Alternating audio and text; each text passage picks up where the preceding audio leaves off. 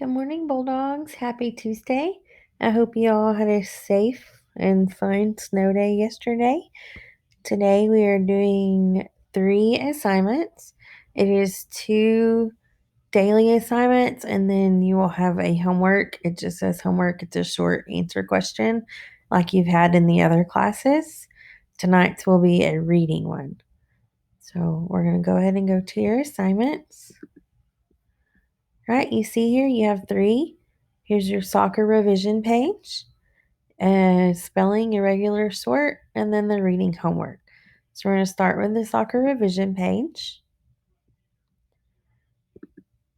This is a STAAR practice passage for revising.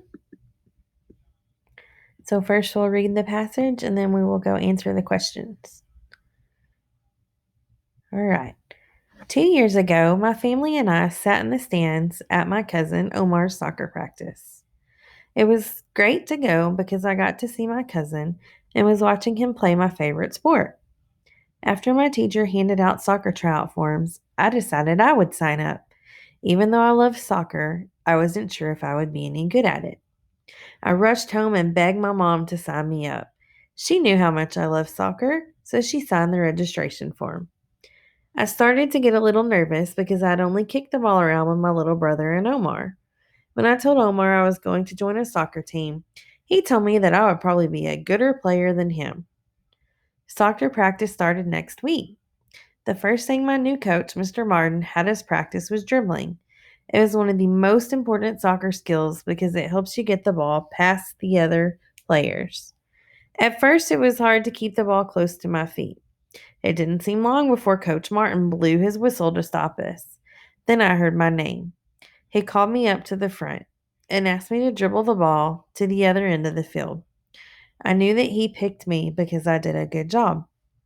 Even when we practiced other drills, like speed dribbling and breakaways, I catched on quickly. After my first practice, I knew that I was a natural. I had discovered a new talent. All right, and there are 8 questions, and these are typed in your form, so we'll just go on to that.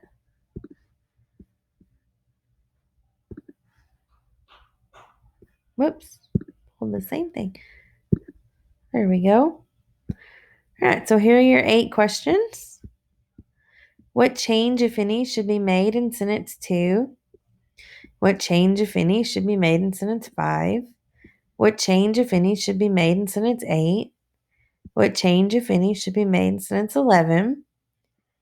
What is the best way to write sentences 15 and 16? What change, if any, should be made in sentence 18?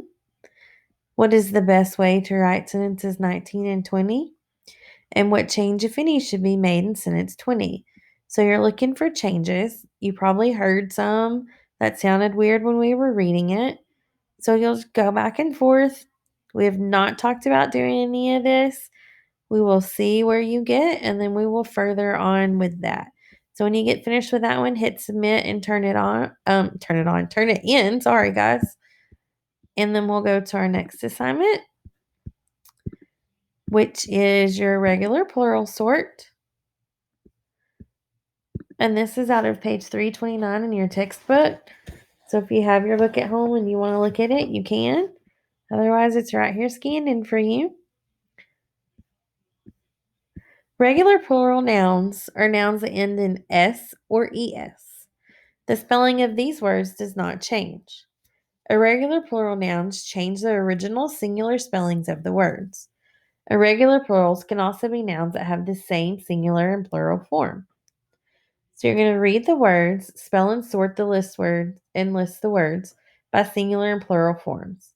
Nouns that have the same spelling in singular and plural forms should be spelled in both columns. So you have the word tooth. Okay, you have one tooth, so that's singular. You have lots of teeth, so that would be the plural. So tooth would go in singular, teeth would go in plural. Remember words like species can go either in singular or plural, so go ahead and write it in both. because that's what it says to do in the directions.